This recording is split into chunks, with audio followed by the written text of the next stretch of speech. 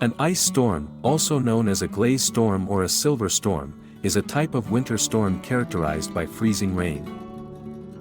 Freezing rain is rain that falls in liquid form, but freezes as it hits the ground. Ice storms are most common in the winter, when the air is cold enough for the rain to freeze.